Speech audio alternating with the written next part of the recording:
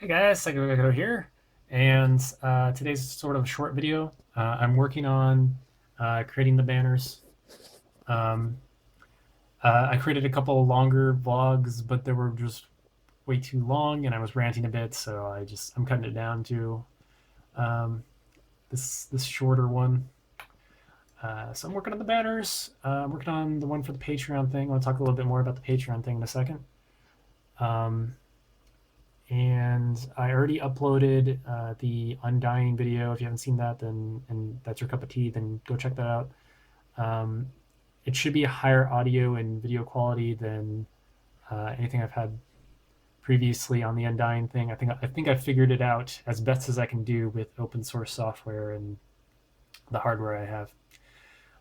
I think one of the biggest investments I can do at this point is I could probably purchase a new microphone. There's one that was used by Total Biscuit for a while. That's really good, but it's $100. I'm not sure if I want to spend that much money at this point in time on this. Um, but yeah, I'm making a little nice Halloween themed banner for the Facebook page.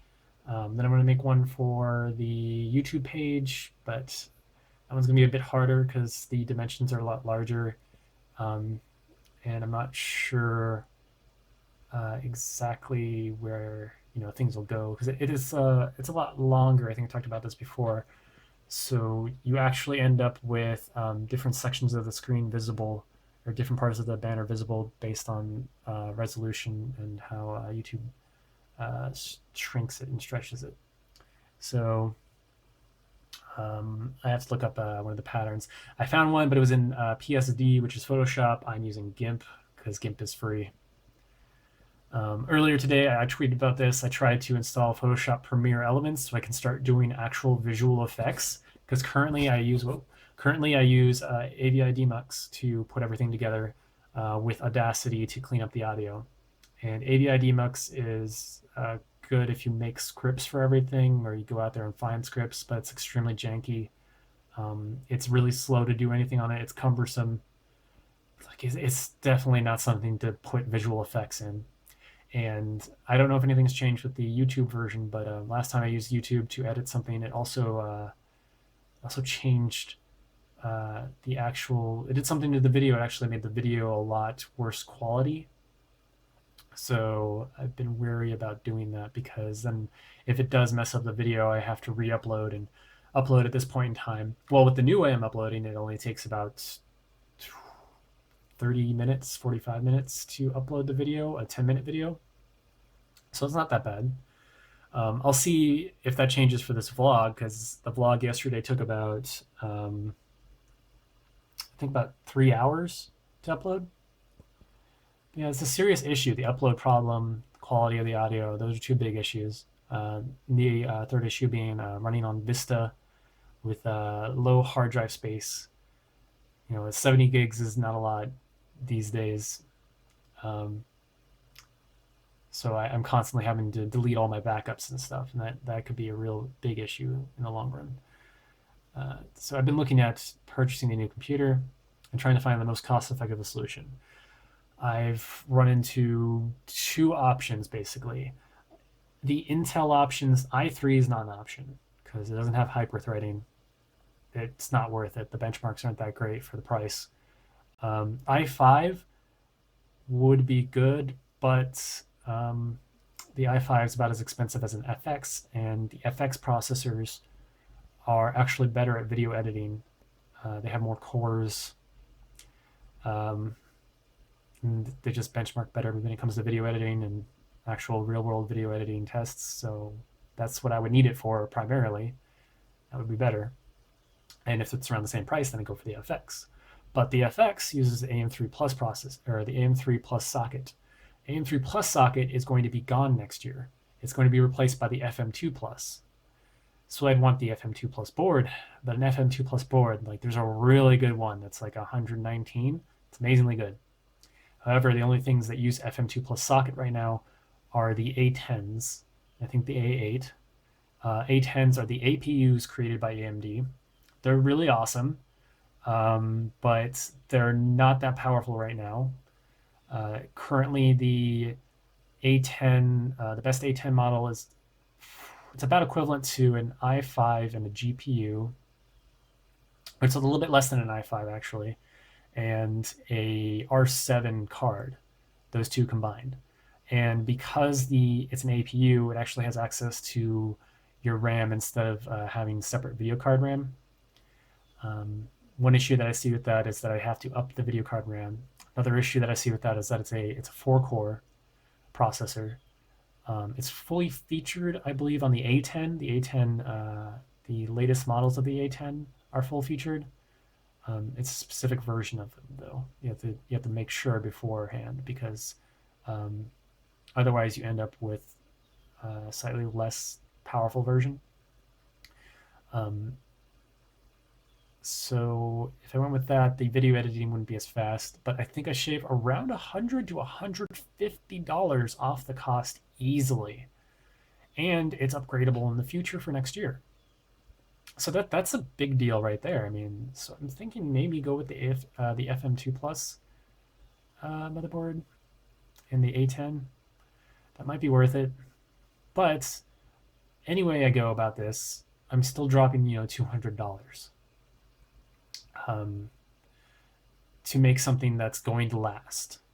If I don't want to make something that's going to last, if I want to make something just for the moment that's more powerful than this machine, I could probably drop half that and make something that's more powerful than this machine because it's that old.